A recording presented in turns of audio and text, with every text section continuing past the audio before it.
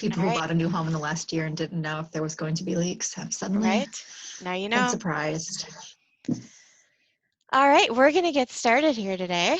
So Yeah, it's thank you awful. for joining us on our lessons learned. So this is the, I think, third now webinar in our series for 2020 that Jen and I will be putting on with all of you. And we're very excited that you've had the opportunity to come jump in and join us today. Lessons learned happens to be one of my favorite topics, simply because of the fact that you absolutely learn from it every single time. And just by its sheer nature, you can't help but learn. It's right in the title. You have to do it, which is really cool. So as we go through our session here today, if at any time you've got questions, please feel free to use the Q&A or the chat feature. Jen and I will both be monitoring those as we go through the session. And know that you guys are going to be getting a copy of the PDF presentation as we go through today, and then you'll also be getting a template as well as a follow-up, and then a link to the video recording so that you can watch it again if we went through anything too fast, or if you want to share it with other people.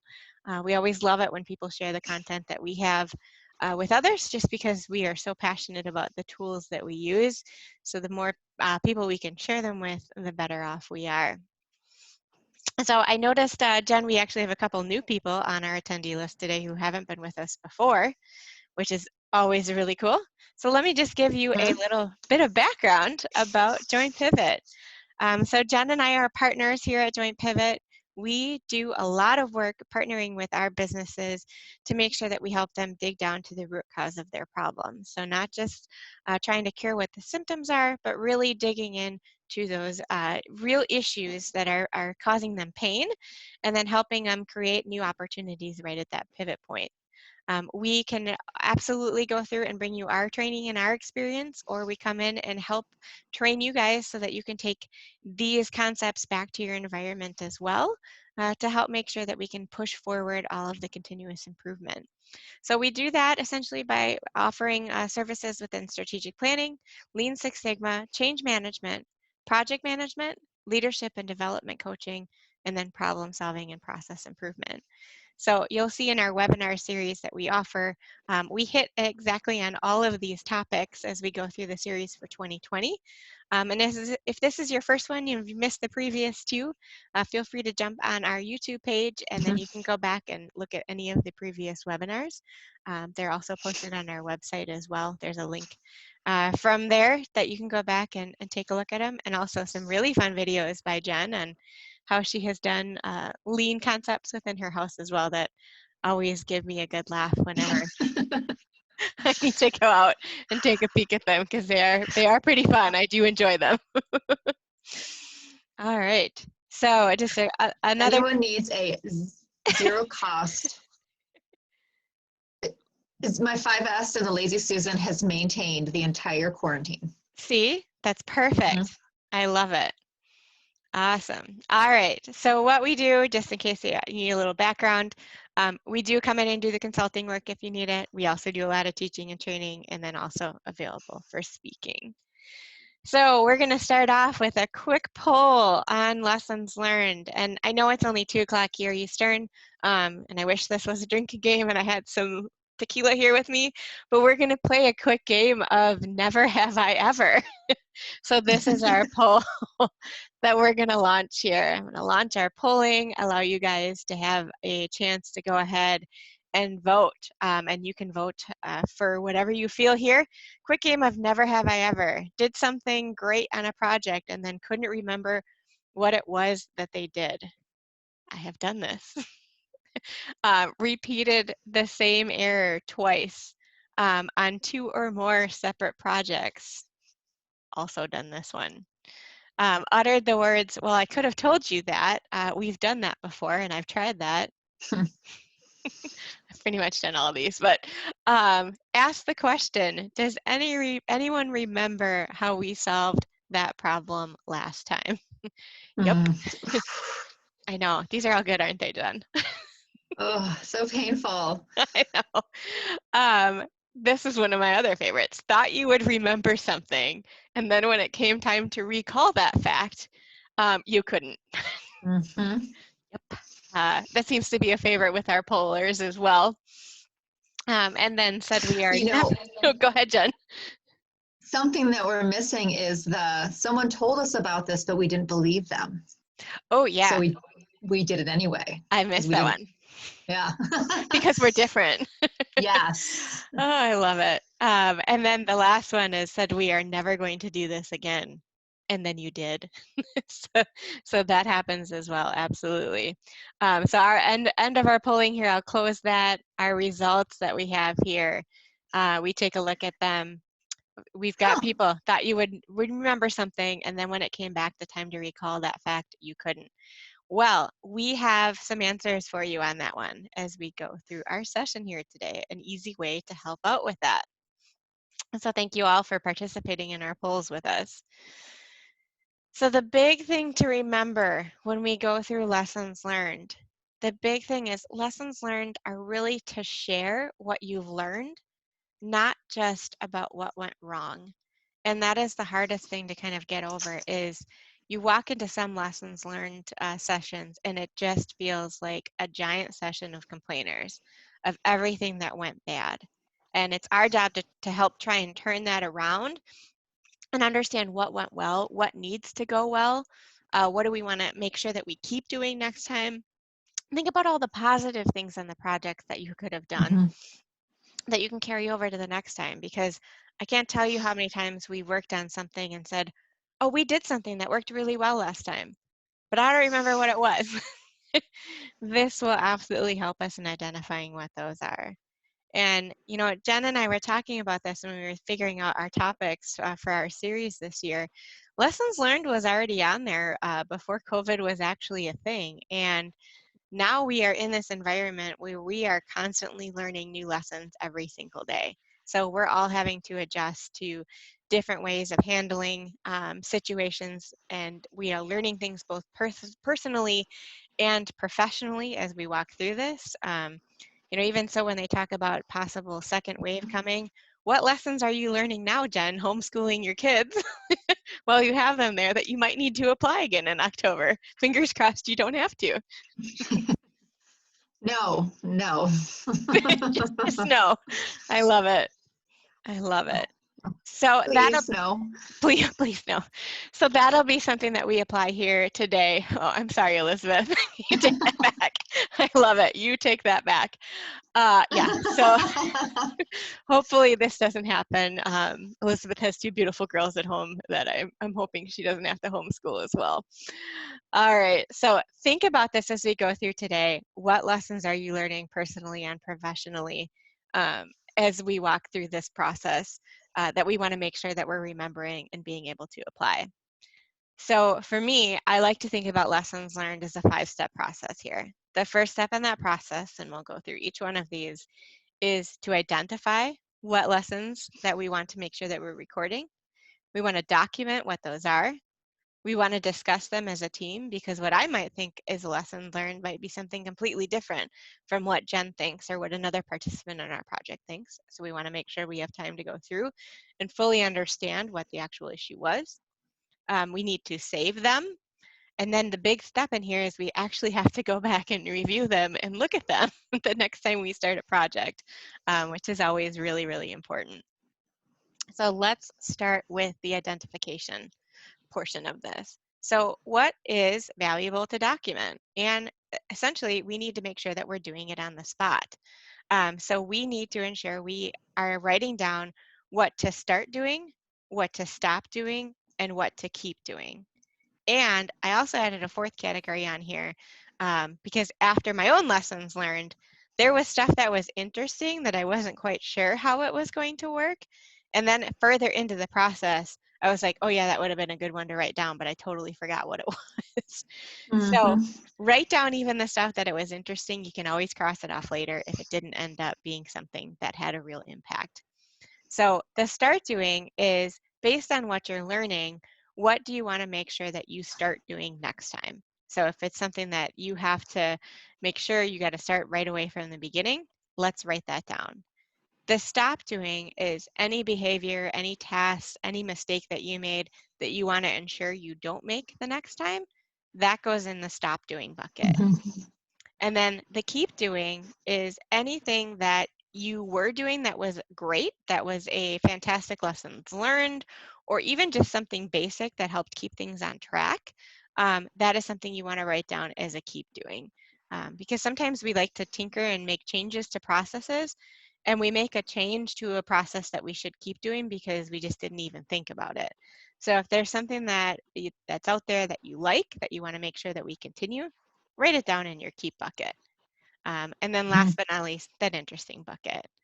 Um, I always like, it doesn't matter across the board if you have an even mix of all of them. I just like to make sure as I'm going, I kind of focus on the stuff to keep doing, and the stuff to start doing. So what do I want to change for next time? Because stop doing, like a lot of the times you build that right into your next project plan. But the start and the keep doings are really two very important ones because they're very positive in nature, and they can definitely help us ensure that we are doing the right things the next time around and we're applying Mhm. that learning that we actually have. Right, Jen? Always fun. Yes, every day. How to keep my kitchen clean. Exactly. If you crack that one, let me know. I will. So the big thing here, and it was so funny because it goes right back with our poll results of the fact that we don't write it down, so then we don't remember. You don't have to wait until the end of a project or the end of whatever it is that you're doing to Mhm. start capturing your thoughts on this.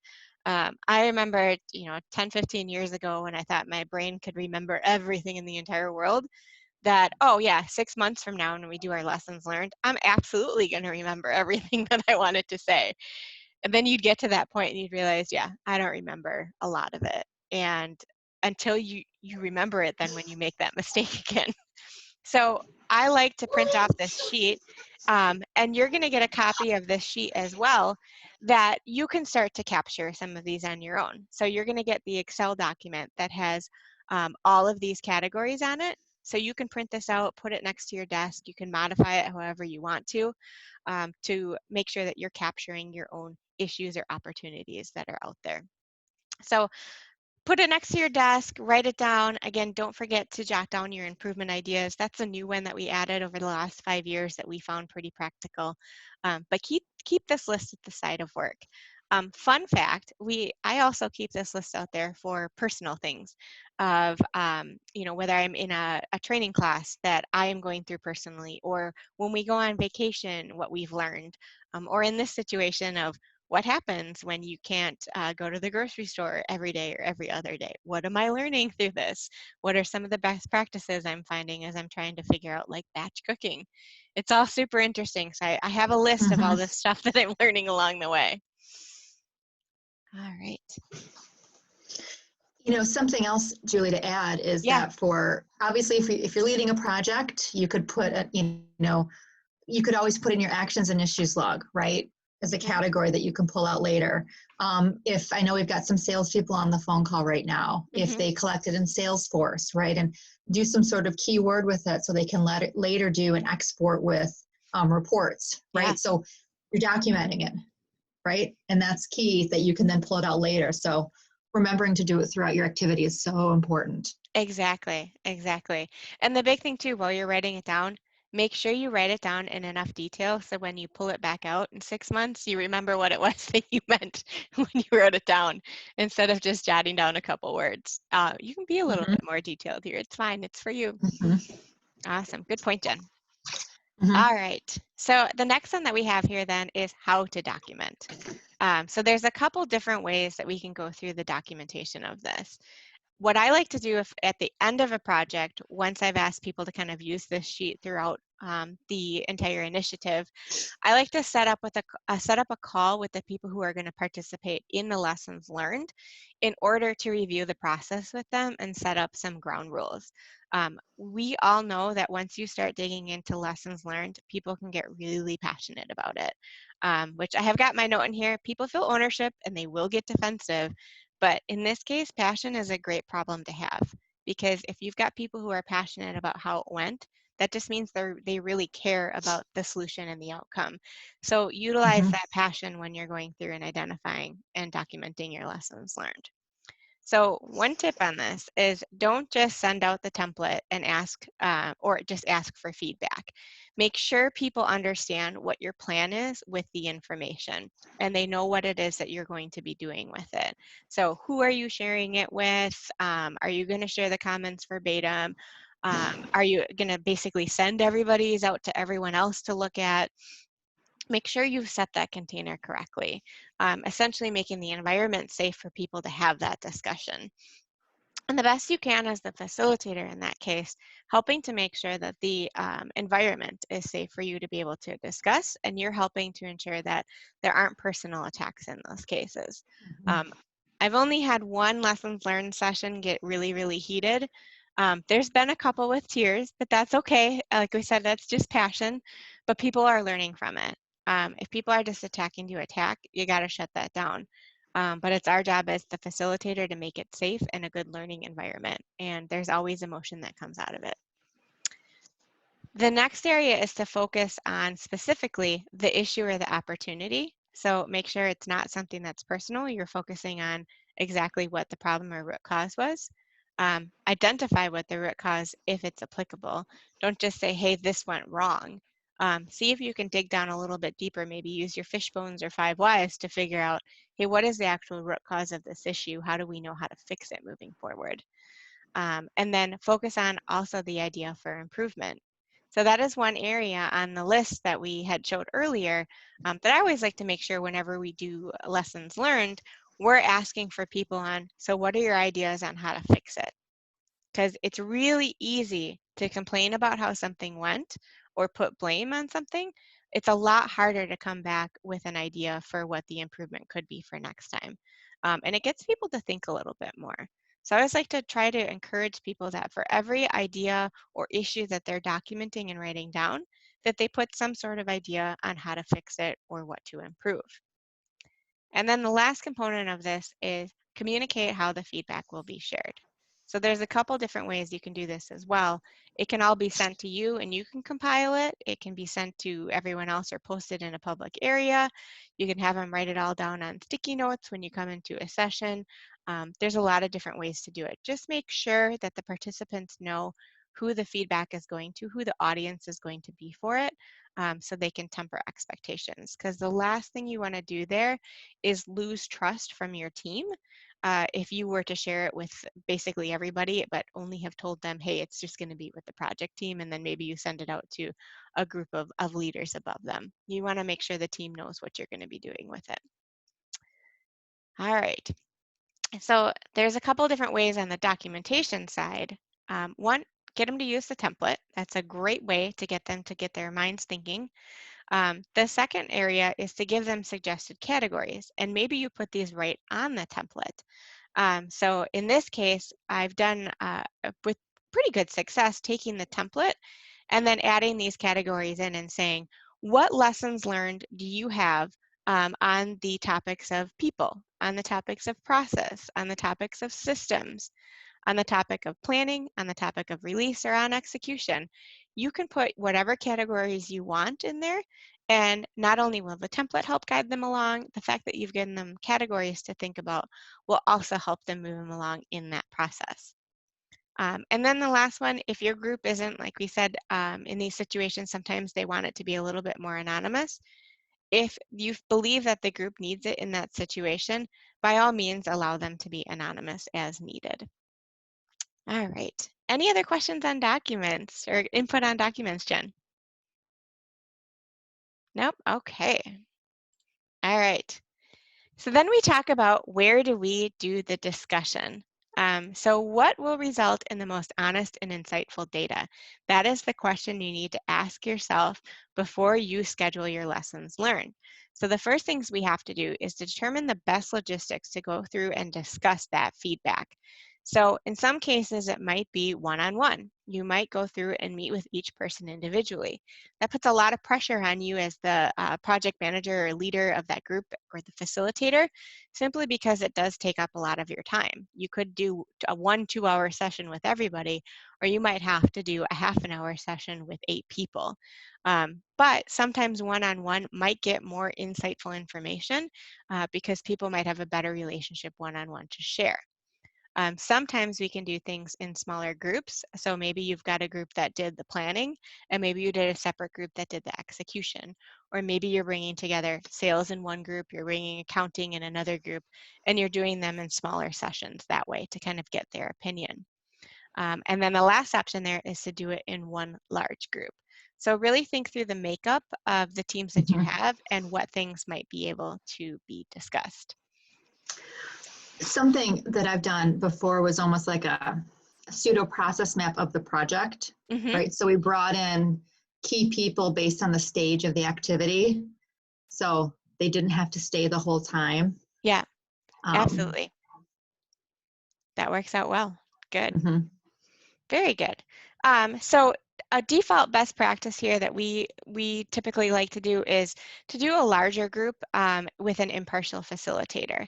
So we put an impartial facilitator on there specifically so that sometimes if somebody's leading it and they're married to the data, or if it's the project manager doing it, they can get kind of defensive as the feedback is coming in. Or sometimes the lessons learned are actually about the project manager themselves. And it's really hard to give direct feedback to somebody individually in front of other people. So we like to make sure from an impartial perspective, we've got a good facilitator in there. You might just pull in one of your fellow PMs to help facilitate and manage that session. And really, if you are the one who is actually participating in the lessons learned yourself, we know from a previous experience, it's hard to be that facilitator and the subject matter expert at the same time. So best is always to have somebody else come in and help you with that.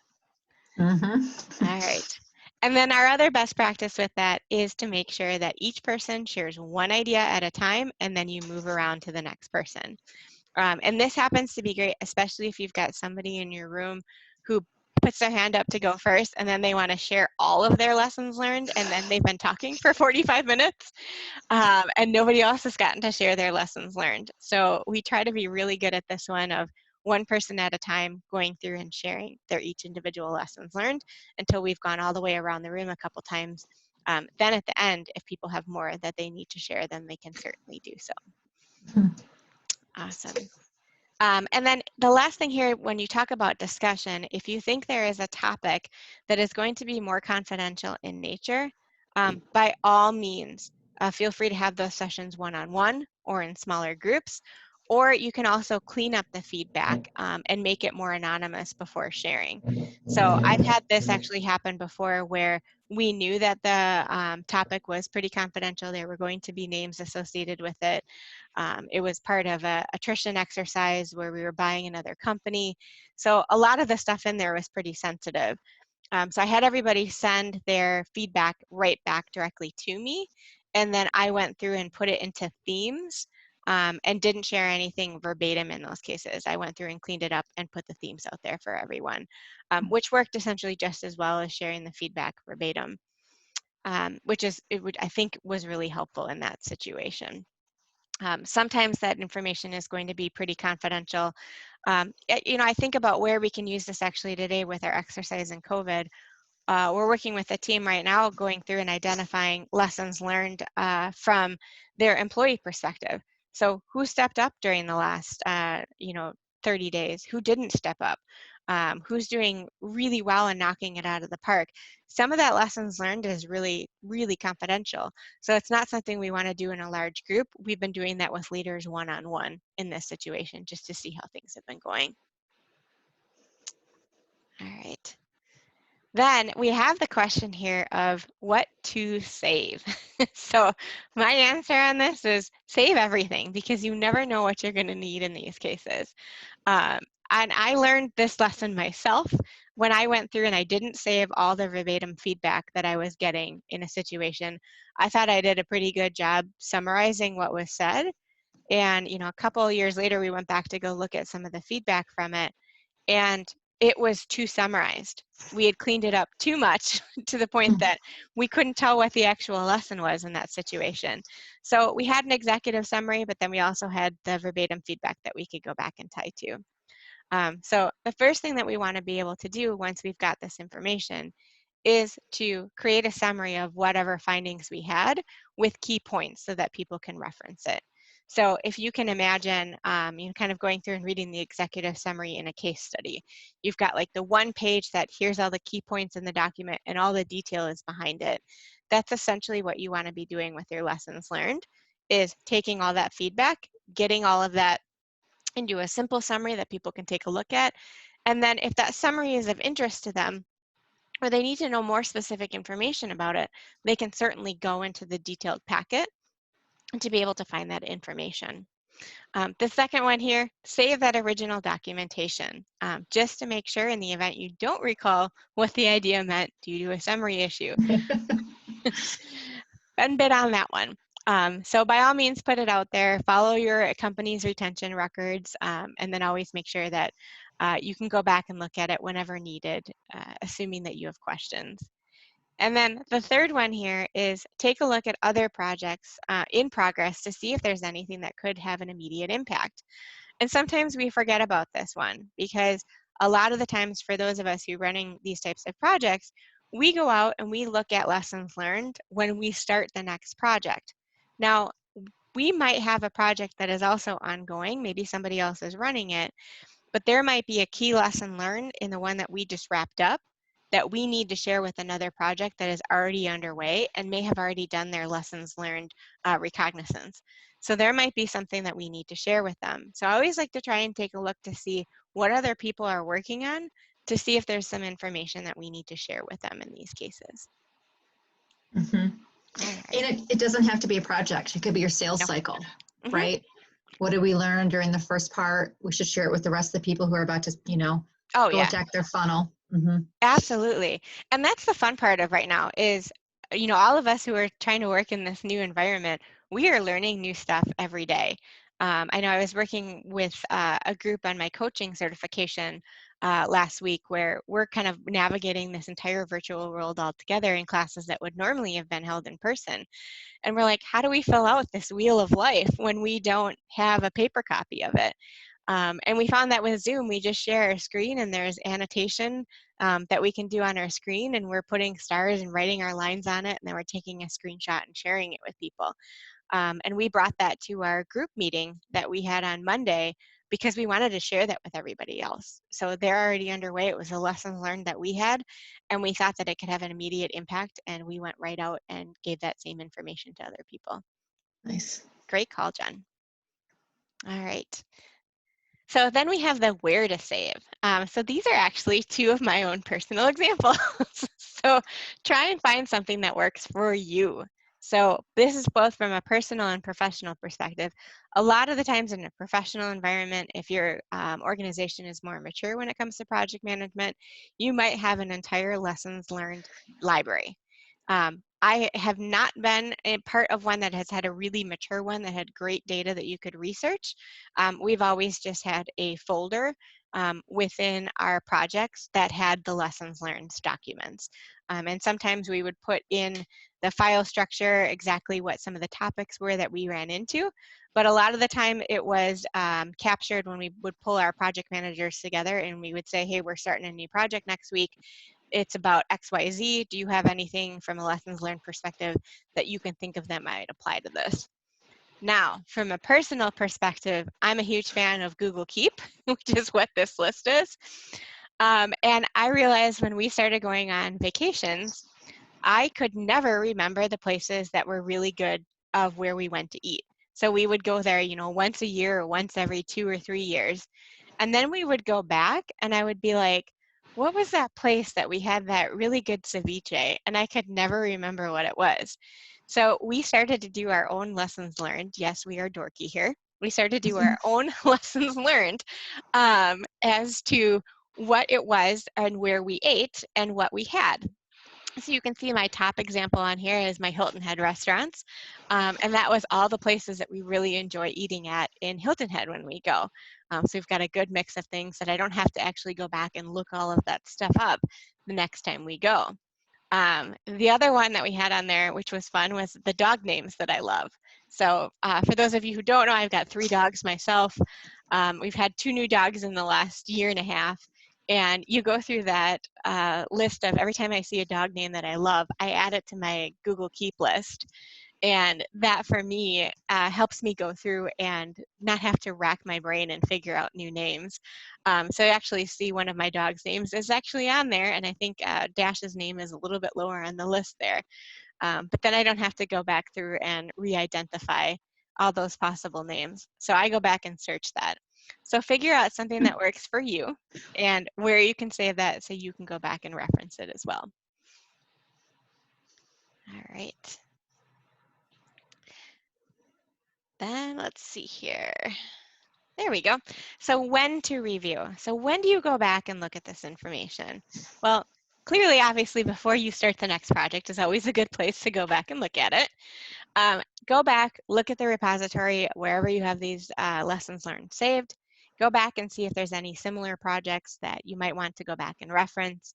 A big thing like we talked about, go talk to your fellow project managers, co-workers, previous leaders. Previous leaders are a great one to go talk to because a lot of the times people who were instrumental on previous projects have probably been promoted to leadership positions within the last few years, and they are always good at giving us some of the past experience. And especially go back and seek out people who've been with the company for a while, because they seem to have a great bank of what projects happened when and what issues they've also experienced on. So don't be shy here. I don't think that you have all the answers. Don't be afraid to go ask other people what their experiences were before you start another project. Just be curious as you go through this. You want to know what other people have experienced. Then also go back to look back and review when you are running into issues. So before you recreate the wheel, and just dig into what might have been done previously. You don't have to create a new solution when something out there might already be 50% done, or people might have experienced that issue already and can kind of point you in the right direction. Like we talked about here, even if the problem or opportunity isn't exactly the same as the one that you might be experiencing, they probably have some pretty good guidance directionally on where you need to go that can be built upon. Well, and it would be interesting too if companies would do a lessons learned on their response, right? When everything started to shut down, what data did they not know? Had they known, they could have made different decisions. What processes, weren't in place, and now's the time to take action so you're ready and prepared for whatever comes. So you don't have to wait till your next project or interaction. It can lead you to some improvements or continuous improvement activity. Absolutely. Absolutely. And hopefully we never run into a situation like this again. I'll knock on my wood here. But, and it's been a really interesting to go back and look back, especially at that, what to stop doing, because stuff that didn't matter is glaringly obvious right now that you can stop doing. 100% stop. Yes. Exactly. So fantastic point. Yeah, it's a great time to go figure that stuff out. All right. So this is my real life here. So when to review? So obviously before a project starts. So I do travel with three dogs, my husband and I. There's no kids in the picture, but it's just the three dogs. And we're getting ready to leave on vacation. So what did I do? We both pulled out our list from our last vacation that has our entire packing list of what we need to get in place to pack our car and to pack our dogs, and how everything from a Tetris perspective fits into our trunk. I saved that picture. And then every year on our way home from vacation, because typically we're driving and driving back, so we've got a lot of time in the car to talk about this, we essentially do a lessons learned with each other. I know. I should give you all my address. You can all send your sympathy cards to my husband. It's great. But we go back through and we write down what did we actually use off the list and what didn't we use off the list. And then I actually have a copy saved of all the previous lists with my notes on them. I know there's some good stuff on there. This is when we were traveling with two dogs that had some severe medical issues. So it was a lot of stuff to take, which is why the list got very long. So we go through, and if we look at the list and we haven't used it the last 2 times we went on vacation, it comes off the list permanently. So we know not to put it on the list again. And then when I go through and I pack all the stuff up, in that lower right-hand corner is a picture of what all got packed in the little doggy suitcase, so that I know when I'm picking up everything from the house that we rent, that I'm not leaving anything behind. I go through and I say, okay, do I have this? I look at the picture and I check it all off as it goes back into the suitcase to make sure everything is there. And then after the first time I packed my car, and it's a very, very careful crafting job because there's golf clubs behind the stuff in there as well. We don't have a lot of room in the back of that car. So after I tried to figure it out again the second time, I just ended up taking a picture of it and referencing it again so that I know exactly what suitcases to pull from the basement that I have to pack with and where specifically they go in the car myself. So we're reviewing it now since we're leaving shortly. And this is real life for us. So we're going back and reviewing our lessons learned here. All right, so how does this apply to us today? And this is the copy of the sheet that you guys are going to be getting to go through and put in your own lessons learned, especially over the last 2 months. So I took a stab at it as we were going through. I'd love to hear some of your lessons learned. If you want to type those in the chat box, if there's anything specific that you've learned over the last 2 months that you'd like to share with us, we'd love to hear what those are. But essentially go through, think about both personal and professional life, write down the issue or the opportunity of what you've learned, if you should start doing it, stop doing it, keep doing it, or if it was something that you just found interesting, or if there's improvement ideas that you have on any of those issues or opportunities that were out there. So I'm going to just share a couple of mine here. One, our issue or opportunity that we had was people using Zoom and other video conferencing tools. So Jen and I worked pretty predominantly with Zoom and video conferencing before this whole thing started to happen with COVID. And sometimes we got lucky where people would jump in on video with us, but the majority of the time people would just call us and we'd never be able to see their face. And now we are loving the fact that it has become somewhat normal for people to jump in on video with us, and we get to see people's faces on an everyday basis. So for us, I put this down as a good opportunity to keep doing in our situation, because I think there are a lot of opportunities out there for businesses to reevaluate where this makes sense. So where can video conferencing work instead of having to do travel? Because travel is pretty expensive. So what is the cost benefit analysis with doing video conferencing moving forward in certain situations, and where would that be applicable? The second one here is my own personal one on my issue of wearing pajama bottoms every day. That is something that I need to stop doing.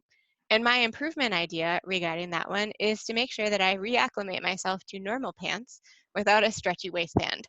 So that is something we need to work on. There's probably a lot of us out there who need to work on that aspect of it. That is something that we have learned throughout this process that we should stop doing.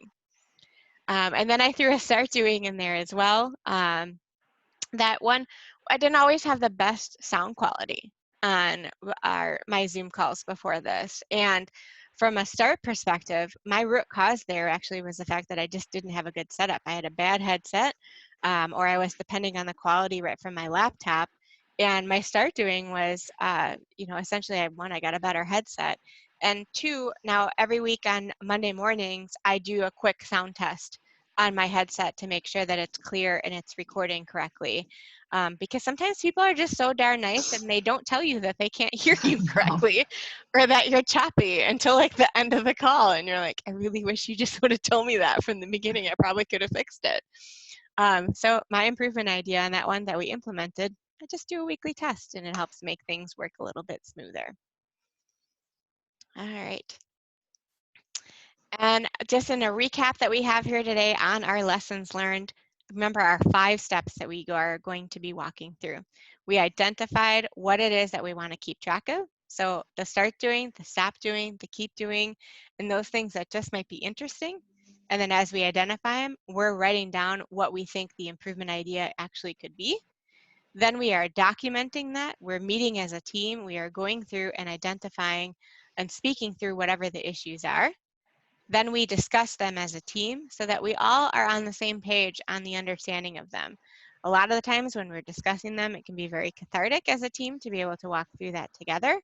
And we learn from each other from those lessons learned, because there are certainly things that we don't always see because we can't see everything. And other people might see things that we don't see in those cases.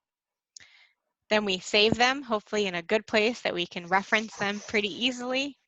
And then we remember to go back and review them at a later date, or when we start running into trouble, or if there's other areas that need to have this information as well.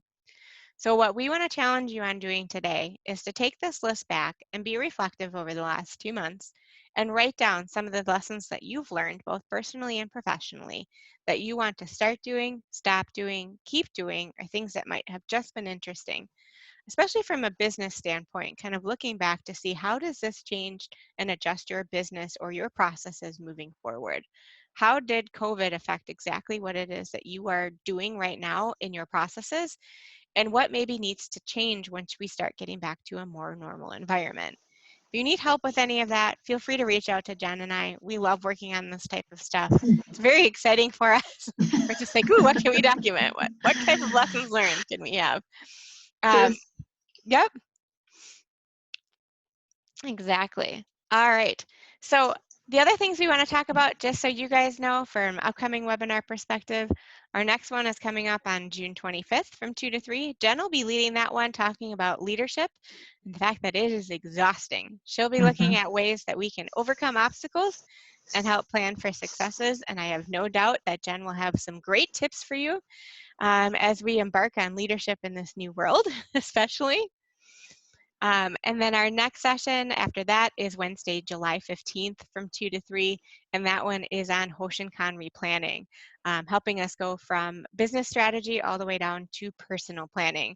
So if you're somebody who needs to get your kind of life in order as to what you're doing over the next 30 days, 90 days, we can help you with that as well. Hoshinkan is a great tool to be able to use, both from a business perspective and a personal perspective. Those are both out on the website now to be able to register for, and there will also be links in the email that you get from us, which includes a copy of, again, a copy of this presentation.